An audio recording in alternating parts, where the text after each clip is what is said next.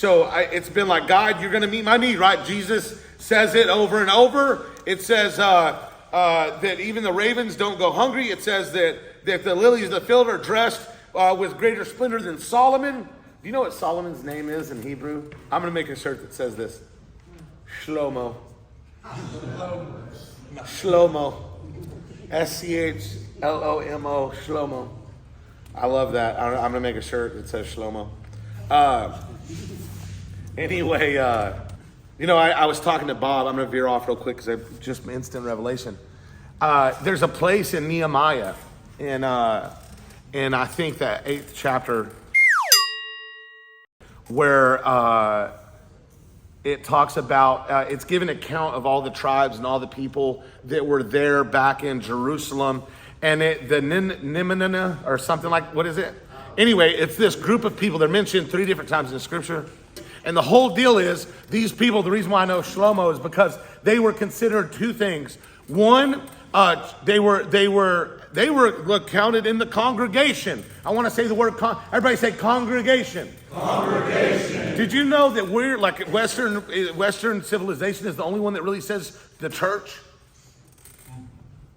Most people say the congregation. In Jerusalem and in Israel, you're a part of the congregation.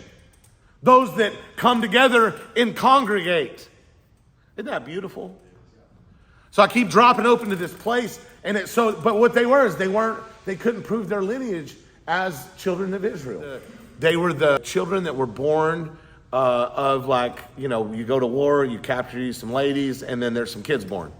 Or what they called the sons of Shlomo, which is, he had like 700 concubines. So, there was some offspring there. 700 concubines. So, there was some offspring there.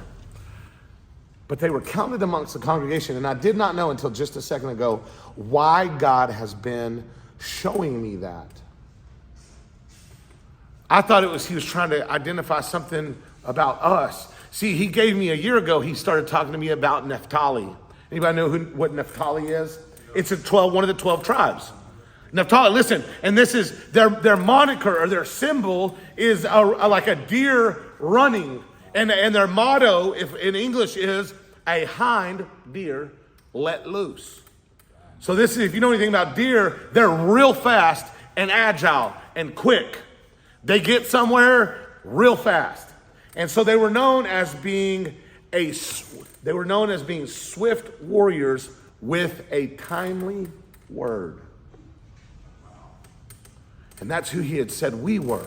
We are swift warriors with a timely word. Every single thing, the reason why everything leads to a greater revelation of his goodness is because it leads to a greater revelation of me being a son and him being a good father.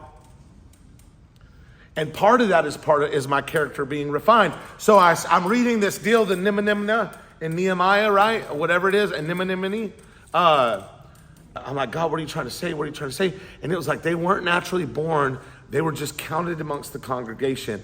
And what he just spoke to me a minute ago is the reason I kept showing you that is because you believe you're not really mine, but you know you've been counted amongst the congregation. And it's more than that. You're my son. You're not just one of the anemone. You're my son. You haven't just been counted amongst the congregation. You've been given the ring and the robe and the rib, as Doug Starr would say.